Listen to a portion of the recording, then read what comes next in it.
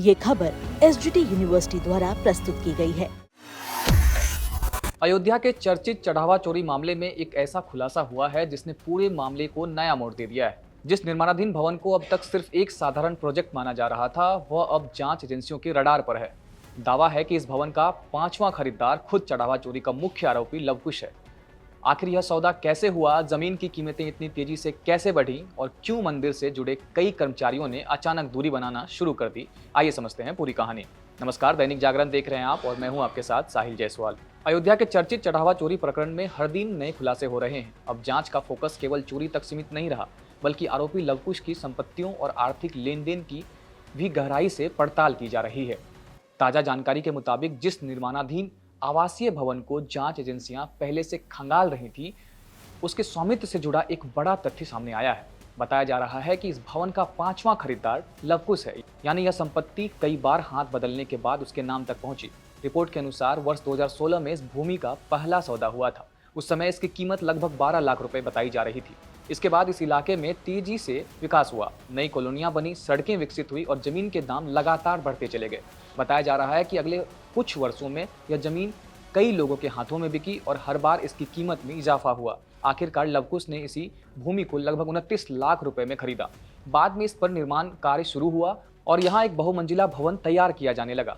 दावा किया जा रहा है कि भविष्य में इस भवन का और विस्तार भी प्रस्तावित है। हालांकि अब जब चढ़ावा चोरी का मामला सामने आया है, तो यह संपत्ति के वित्तीय लेन देन, खरीद फरोख्त के पूरे रिकॉर्ड की जांच की जा रही है।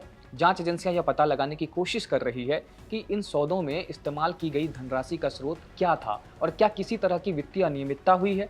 इधर इस मामले का एक और अहम पहलू सामने आया है।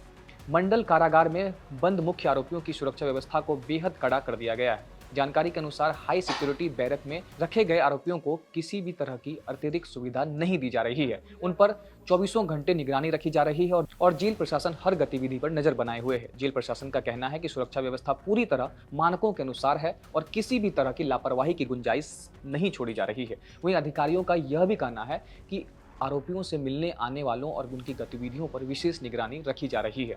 उधर चढ़ावा चोरी मामले की जांच तेज होने के बाद मंदिर परिसर से जुड़े कई कर्मचारियों और सेवादारों में बेचैनी देखी जा रही है। खबर है कि पूछताछ और जांच के डर से कई लोगों ने मंदिर परिसर से दूरी बना ली है। कुछ कर्मचारियों ने ड्यूटी पर आना कम कर दिया है, जबकि कुछ ने स्वेच्छा से किनारा कर लिया है।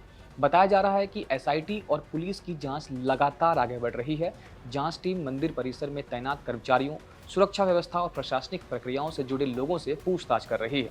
इसी वजह से कई कर्मचारियों में अनिश्चितता का माहौल बना हुआ है। सूत्रों के अनुसार जांच एजेंसियां यह भी पता लगाने का प्रयास कर रही है कि चोरी की घटना में किसी और व्यक्ति का भूमिका तो नहीं थी और जांच में नए तथ्य सामने आते हैं तो आने वाले दिनों में और लोगों से पूछताछ हो सकती है। फिलहाल ये मामला केवल चढ़ावे की चोरी तक सीमित नहीं रह गया। अब यह संपत्तियों की खरीद फरोख्त, आर्थिक लेन देन और प्रशासनिक जिम्मेदारी और सुरक्षा व्यवस्था जैसे कई अहम सवाल खड़े कर रहा है। जांच पूरी होने के बाद ही स्पष्ट हो सकेगा कि इस पूरे प्रकरण में आखिर कौन कौन से लोग जिम्मेदार थे और कानून की कार्रवाई किस दिशा में आगे बढ़ेगी। बाकी इस खबर पर अपनी राय हमें कमेंट बॉक्स में जरूर दें। देश और दुनिया की तमाम खबरों के लिए देखते रहें दैनिक जागरण। नमस्कार।